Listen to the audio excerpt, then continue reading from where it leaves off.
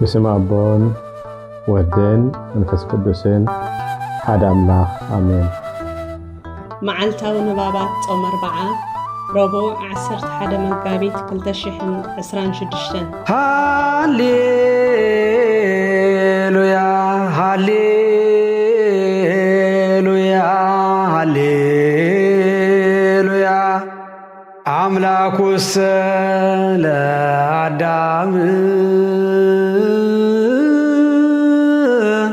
لعرفت سنة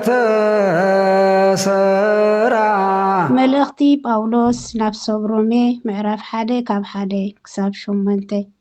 كاب باولوس أقلقالي إيسوس كريستوس هواريا كون استتصوعي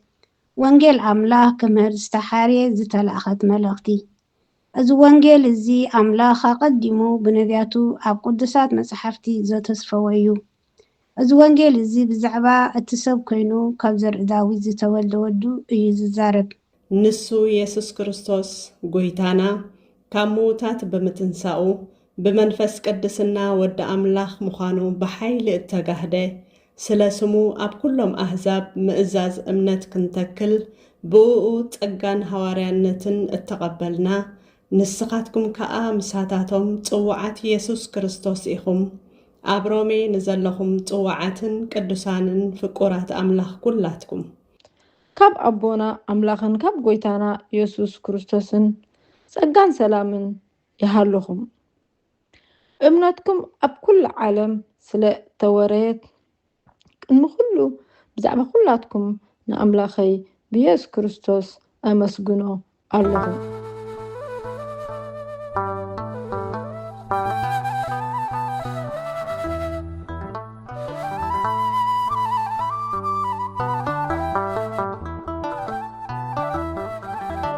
قداميتي ملأخت يوحنس معرف حدا كفقد حدا ساعة التامة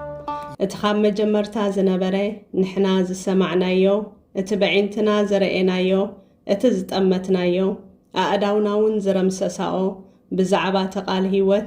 هيوت دما تقلتت نتا مسابو زنبرت نانا خاء التقلتت نايزال ألم هيوت رئينا يا إنامو نمسكر ننقركمون اللونا نسخاتكم دما مسانا حبرت مئنتي كهلوكم إلنا نتزرعنا يون سمعنا يون نأخاتكم ننقرو اللونا حبرتناون مس أبون مسودو يسوس كريستوسن إيو حاقوسنا مئنتي كملا إلنا إذن نصحفالكم اللونا እግዚአብሔር ብርሃን ምዃኑ ኣብኡ ከዓ ሓንቲ እኳ ጸልማት ከም ዘይብሉን እታ ካብኡ ዝሰማዕናያ ንኣኻትኩም ንነግራ ዘለና መልእኽቲ እዚኣ እያ እግዚአብሔር ብርሃንዩ ኣብኡ ከዓ ጸልማት ዝብሎ ኮቶ የልቦን ምሱ ሕብረት ኣሎና እናበልና ኣብ ጸልማት እንተነበርና ንሕሱ ሓቅውን ኣይንገብርን ኢና ዘሎና ከምቲ ንሱ ኣብ ብርሃን ዘሎ ኣብ ብርሃን እንተነበርና ግና ንሓድሕድና ሕብረት ኣሎና ደም ኢየሱስ ክርስቶስ ወድውን ካብ ኩሉ ሓጢአት የንጽሐና እዩ ሓጢአት የብልናን እንተበልና ንገዛ ርእስና ንጥብር ኣለና እታ ሓቅውን ኣባና የላን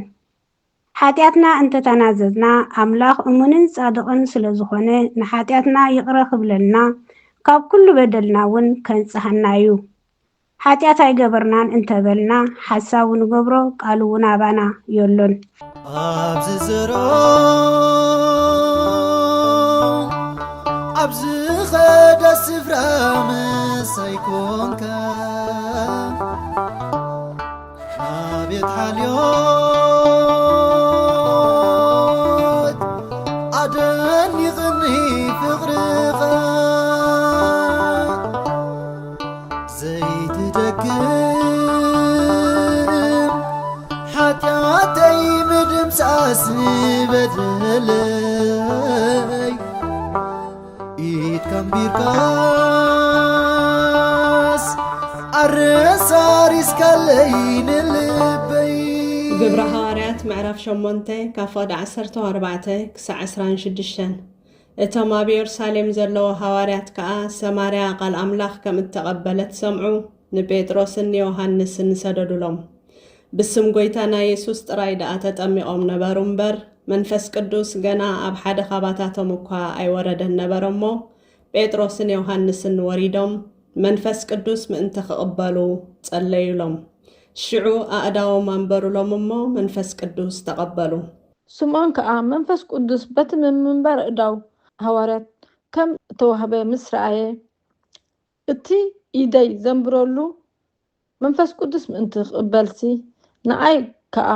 እዚ ንስልጣን እዚ ሃቡኒ ኢሉ ገንዘብ ኣምጻሎም። ጴጥሮስ ግና ነቲ ህያብ ኣምላኽ ብገንዘብ ክትገዝኦ ስለ ዝሓሰብካ ወርቅኻ ምሳኻ ይጥፋእ፣ ልብኻ ኣብ ቅድሚ ኣምላኽ ቁኑዕ ስለ ዘይኮነ ከዓ ኣብዚ ነገር እዚ ክፍሊ ወይ ግደ የብልካን። እምበኣርሲ ካብዚ ክፍኣትካ እዚ ተነሳሕ ምናልባሽ ሓሳብ ልብኻ እንተሓደገልካ ንእግዚአብሔር ለምኖ። ኣብ መሪር ቅንዕን ኣብ ማእሰርቲ ሓጢኣትን ከም ዘለኻ ይርኤካ ኣለኹ በሎ። ሲሞን ከዓ ካብዚ ዝበልኩሞ ነገራት ሓደ እኳ ከይበፅሓንስ ንእግዚአብሔር ለምንለይ በሎ። እንሆ ከዓ ንሳቶም ምስ መስከሩን ቃል እግዚአብሔር ምስ መሃሩን ኣብ ብዙሓት ዓድታት ሰማርያ ወንጌል እናሰበኹ ናብ ኢየሩሳሌም ተመልሱ። መልአኽ እግዚአብሔር ግና ንፊልጶስ ተንስእ እሞ በታ ካብ ኢየሩሳሌም ንካዛ እተውርድ መገዲ ናብ ደቡብ ኣቢልካ ኪድ ንሳ ከዓ ምድረ በዳ እያ ኢሉ ተዛረቦ። ስጋውኒ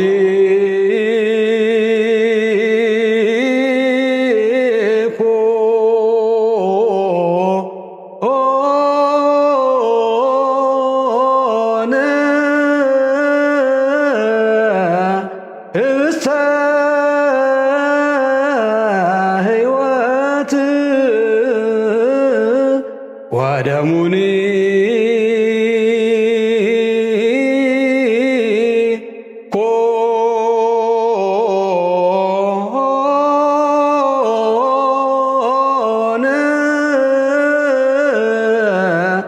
መፍትሄ ሕማማት። ወንጌል ማቴዎስ ምዕራፍ 5 ካብ 20 ስጋብ 31 ጽድቅኹም ካብ ጽድቂ ጸሓፍትን ፈሪሳውያንን ኣዝዩ እንተዘይበዝሐ ናብ መንግስተ ሰማያት ኮቶ ኣይተኣትውን ኢኹም ኢለ እነግረኩም ኣለኹም። ነቶም ቀዳሞት እቲ ዝቐተለ ክፍረዶ እዩ እሞ ኣይትቕተል ከም ዝተባህለሎም ሰሚዕኩም ኣለኹም። ኣነ ግና ንሓዉ ዝቁጥዖ ዘበለ ኩሉ ክፍረዶ እዩ። ንሓዉ ኣታ ተኸዳን ጨርቂ ዝብሎ ድማ ኣብ መጋበያ ክፍረዶ፣ ኣታ ዓሻ ዝብሎውን ንገሃነብ ሓዊ ክፍረዶ እዩ። እምበኣርከ መባእኻ ነመሰዊኢ እንተ ኣምጻእኻ ሓዊኻ ከዓ ተቐይሙልካ ምህላው እንተዘከርካ ነቲ መባእኻ ኣብኡ ኣብ ቅድሚ መሰዊኢ ሕደጎ። ኪድ ቅድም ምስቲ ሓዊኻ ተዓረቕ፣ ድሓር ድማ ተመሊስካ መባእኻ ኣቕርብ። ምስ መባእስትኻ ድማ ገና ኣብ መገዲ ከለኻ ቀልጢፍካ ተዓረቕ። እንተዘይኮነስ እቲ መባእስትኻ ንፈራዲ ኣሕሊፉ ከይሂበካ ፈራዲ ድማ ናብ ጉልኡ ከይሕልፈካ ናብ ቤት መእሰርቲ ከዓ ከይተኣቱ። እታ መወዳእታ ሳንቲም ክሳብ እትፈዲ ካብኣ ከም ዘይትወፅእ ብሓቂ እብለካ ኣለኹ። ነቶም ቀዳሞት ኣይትዘሙ ከም እተባህለሎም ሰሚዕኩም ኣለኹም። ኣነ ግና ንሰበይቲ ክብህጋ ዝጥምታ ኩሉ ብልቡ ፈጺሙ ኣብኣ ዘመወ እብለኩም ኣለኹ። የማነይቲ ዓይንኻ እንተስሓተትካ ካባኻ ጎጥጒጥካ ደርብያ። ብዘሎ ስጋኻ ኣብ ገሃነም ካብ ዝኣቱስ ሓንቲ ኣካልካ እንተጠፍአት ይሕሸካ። የማነይቲ ኢድካ እንተስሓተትካ እውን ካባኻ ቆሪፅካ ደርብያ። ብዘሎ ስጋኻ ኣብ ገሃነም ካብ ዝኣቱስ ሓንቲ ኣካልካ እንተጠፍአት ይሕሸካ። ዘይትደግም ሓጢኣተይ ምድምሳስ በደለይ ኢድካ እምቢርካስ ኣረሳሪስካለይ ንልበይ ስለዚ የምልኽካ ኣለኹ ኣሚነ ይስግደልካ ኣለኹ ደኒነ ስለዚ የምልኽካ ኣለኹ ኣሚነ يسجدل كالخو دنيني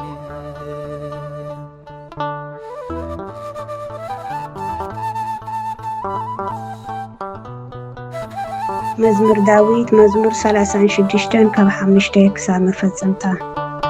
እግዚአብሔር ምሕረትካ ክሳብ ሰማያት ልዕል ዝበለ እዩ ሓቀኛ ምዃንካ ክሳብ ጠፈር ዝበጽሕ እዩ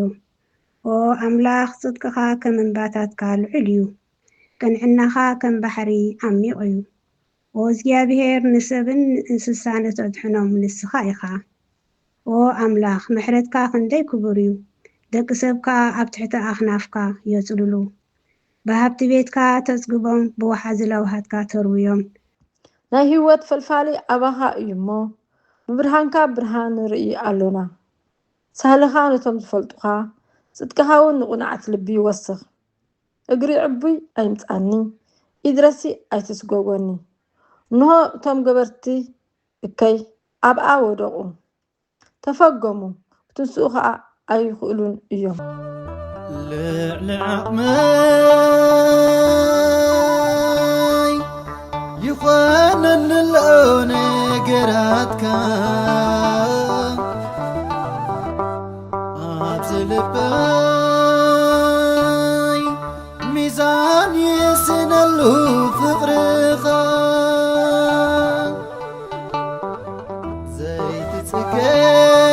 ዘይትጽገብ ምቁር መግቢ ኸኣ መዓር ወለላ ፍቅር ንጉስ ዕርፍቲ ወእት ናይ ነፍሲ ተድላ ስለዚ የምልኽካ ኣለኹ ኣሚን ይስግደልካ ኣለኹ ደኒነ ስለዚ የምልኽካ ኣለኹ ኣሚን ይስግደልካ ኣለኹ መዝሙር ዳዊት ምዕራፍ 36 ካብ ፍቕዲ 5 ክሳዕ ፍጻመ ወእግዚአብሔር ሳህልኻ ክሳዕ ሰማያት እምንነትካ እውን ክሳዕ ደበናታት ይበጽሕ ጽድቅኻ ከመኽራን ኣምላኽ እዩ ፍርድታትካ ገፊሕ መዓሙቕ እዩ ጐይታዬ ንሰብን እንስሳን ትባልሆም ኢኻ ወኣምላኽ ሳህልኻ ክንደይ ክቡር እዩ ደቂ ሰብካ ኣብ ትሕቲ ጽላል ኣኽናፍካ ይጽግዑ ብስብሒ ቤትካ ይጸግቡ ካብ ወሓዚ ባህታኻ እውን ተስትዮም ናይ ህይወት ፈልፋሊ ኣባኻ እዩ እሞ ብብርሃንካ ብርሃን ንርኢ ኣሎና ሳህልኻ ነቶም ዝፈልጡኻ ጽድቅኻ እውን ንቕኑዓት ልቢ ወስኽ እግረ ዕቡይ ኣይምጻኒ ኢድረሲኣ ናይትስጎጎኒ እንሆ እቶም ገበርቲ እከይ ኣብኣ ወደቑ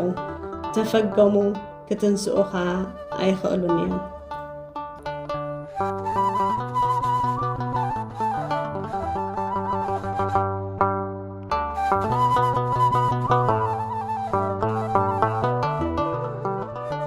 ተስፋ ድኻ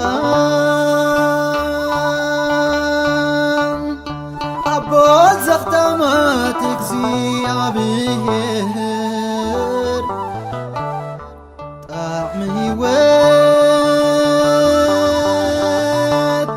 ትርጉም ምላዌ መቐረት ምንባር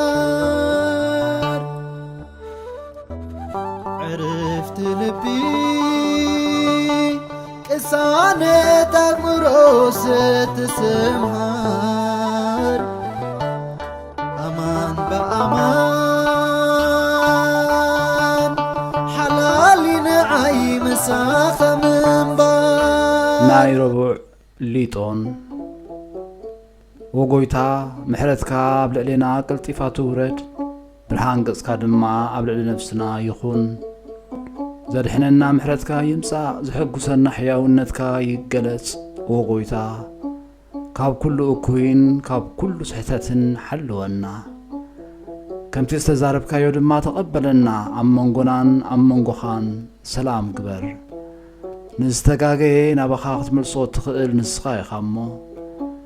ኣብቲ ቁፅሪ ዘይብሉ ቦታኻ ንሰግደልካ ኣሎና ናባኻ ኣብ ዝእወናሉ ግዜ እትሰምዓና ንስኻ ኢኻ ድኻምና እትጸውርን ኃጢአትና እትዕገስን ንስኻ ኢኻ እግዚአብሔር ኣምላኽና ንስኻ መሐሪ ኢኻ እሞ ጸልዩ